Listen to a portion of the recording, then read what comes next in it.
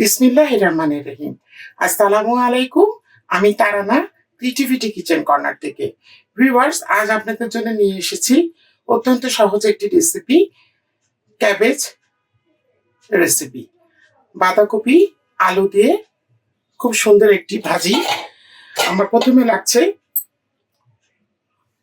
বাঁধাকপি, আমি সুন্দর করে ধুয়ে পানি ঝরিয়ে নিয়েছি। এখানে একটা বাঁধাকপি রয়েছে।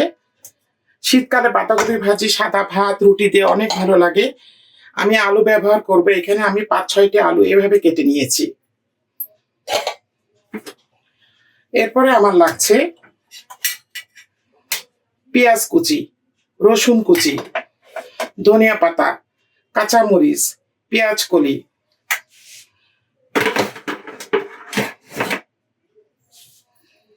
লাগবে লবণ। আমি লাল কাঁচামরিচ ব্যবহার করতে চেয়েছিলাম, তা বাসায় নিয়ে তা আমি একটু শুকনো ঝাল এভাবে কেটে নিয়েছি। অল্প পরিমাণে দেব গোটা জিরা,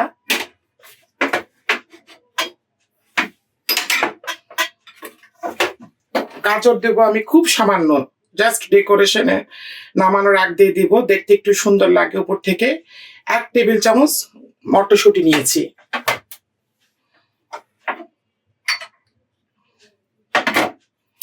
লাগবে সয়াবিনের তেল। তো চলুন ভিউয়ার, শুরু করা যাক। ফ্রাই প্যানটা খুব সুন্দর করে গরম করে নিয়েছি। ভিউয়ার্স, আপনারা যখন কোনো রেসিপি রান্না করবেন, এখানে পৌনে হাফ কাপের একটু বেশি আছে সয়াবিনের তেল। যখন আপনারা কোনো আইটেম রান্না করবেন, পরিমাণ যেটুকু কোয়ান্টিটি আপনার রান্না, তার চেয়ে একটু বড় হাঁড়ি বা মাল্টিপারপাস ফ্রাই প্যান ইউজ করবেন।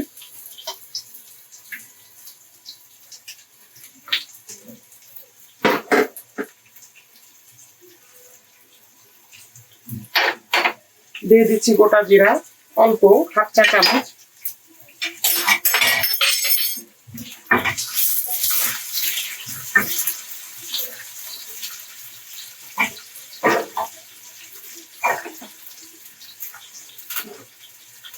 এখনই আমি দিয়ে দিচ্ছি রসুন। পেঁয়াজের পরিমাণটা একটু বেশি দিবেন, তাহলে ভাজিটা সফট হয়। অল্প কিছু পেঁয়াজ করে আমি এখন দিচ্ছি, পরে আবার নামানোর আগে দিব।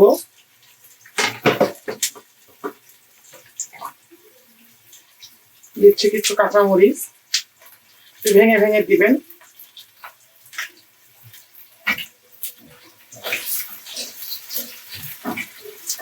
হলুদের গুঁড়া দিব খুব সামান্য, একদম ভাজিটা একদম সাদা ভাজি হবে, এতে দেখতে ভালো লাগে। হলুদ দিলে হয় কি, ভাজের কালারটা চেঞ্জ হয়ে যায় বেশি হলুদ দিলে। পেঁয়াজটা সাদা প্রায় হয়ে গিয়েছে, আমি এখন বাঁধাকপিটা দিয়ে দিব। বাঁধাকপি কিন্তু সিদ্ধ হয়ে একদম কমে যায়, যেন আমি একটু পরিমাণে বেশি নিয়েছি।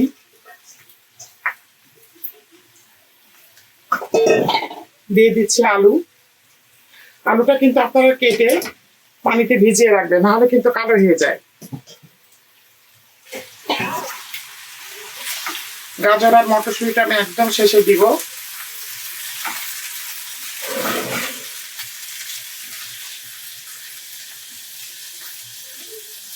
ভাজি কিন্তু ঢাকা যাবে না, ঢাকলে কিন্তু ভাজি দিয়ে প্রচুর পরিমাণে পানি বেরোবে আর ঝরঝরা হবে না। দিচ্ছি আমি এখানে লবণ পরিমাণ মতো।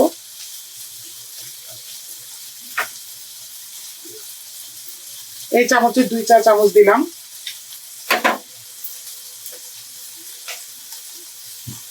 আমি এখন হলুদের গুঁড়াটা দিব, এই যে এইটুকু,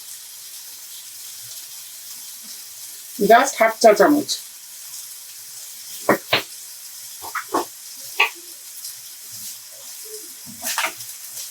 আর হাই ফ্লেমে করতে হবে, ভাজির আঁচ কমানো যাবে না। আঁচ কমাবেন পরে, আগে ভাজির পানিটা টেনে নিবে, তারপরে।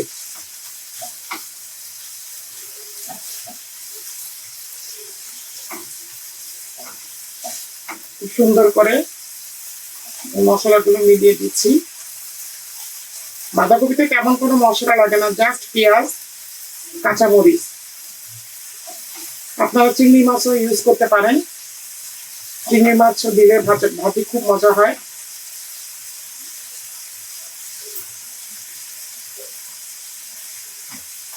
বাঁধাকপিটা হাফ ডান হতে থাকুক, তারপর আমি ফিরে আসছি। ভিউয়ার্স, বাঁধাকপি ভাজিটা দেখেন একটুও কিন্তু পানি ছাড়িনি, আমি কিন্তু একদম ঢাকি নাই। কালারটা দেখেন কত সুন্দর এসেছে। এই যে পানিটা বেরিয়েছে এটাতেই সিদ্ধ হয়ে যাবে এবং নাড়তে হবে, কিন্তু একটু তলে ধরে গেলে কিন্তু বাঁধাকপির মধ্যে একটা গন্ধ চলে আসবে, ভালো লাগবে না তখন। কোনো অবস্থাতেই যেন নিচে না ধরে, ওই জন্য খেয়াল রাখবেন। এখন প্রচুর বাঁধাকপি এবং অনেক সস্তায় পাওয়া যায়, আপনারা এরকম বানিয়ে দুপুরবেলা বাসার সবাইকে পরিবেশন করতে পারেন।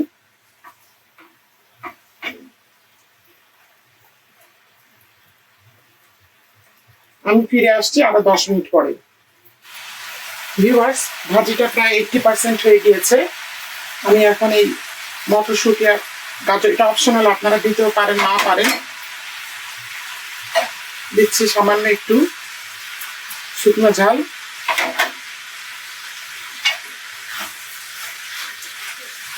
এই আর 5-10 মিনিট রেখে, একটুও কিন্তু পানি বেরোয়নি, যে পানিটা ছাড়ার কথা এটা কিন্তু হাই ফ্লেমের জন্য।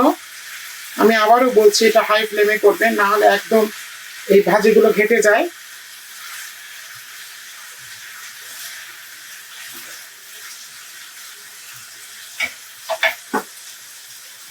এখন আমি বাদ বাকি পেঁয়াজ কলিগুলো দিয়ে দিচ্ছি। দিয়ে দিচ্ছি ধনে পাতা।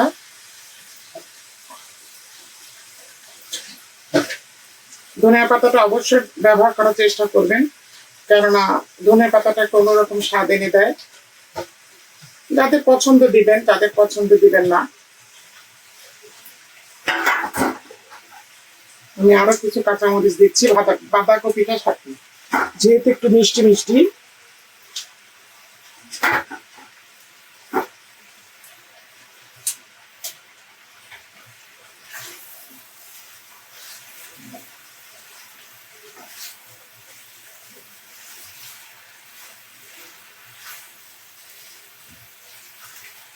মোটামুটি সব ইনগ্রেডিয়েন্টস গুলো দেওয়া হয়ে গিয়েছে।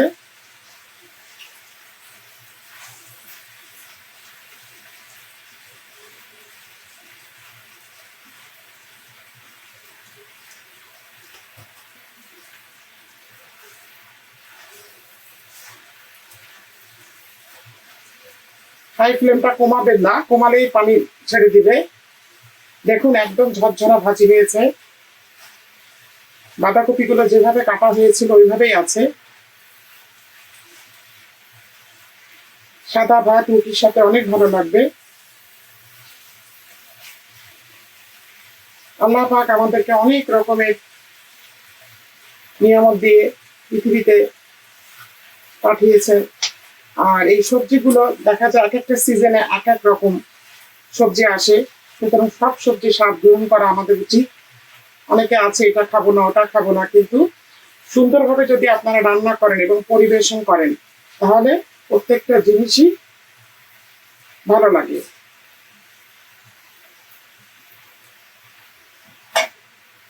আমি ফিরে আসছে 5 মিনিট পরে। ভিউয়ার্স, ভাজিটা কিন্তু হয়ে গিয়েছে, আমি চুলা বন্ধ করে দিচ্ছি। দেখুন একদম ঝরঝরা ভাজি হয়েছে।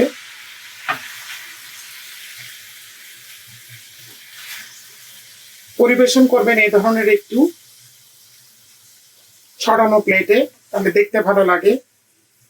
আমি পরিবেশন করে আমি ফিরে আসছি।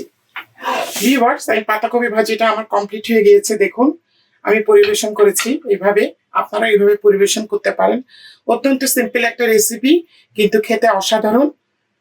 ভিউয়ার্স, আমার এই রেসিপিটি যদি আপনাদের ভালো লেগে থাকে, তাহলে অবশ্যই আমাকে একটি লাইক দিবেন, কমেন্ট করবেন এবং আমার ইউটিউব চ্যানেলটিকে সাবস্ক্রাইব করবেন। আপনাদের একটি লাইক আমাকে অনেক দূরে নিয়ে যাবে। আমার জন্য দোয়া করবেন। আগামীতে ফিরে আসবো আবারও নতুন একটি রেসিপি নিয়ে। আল্লাহ হাফেজ।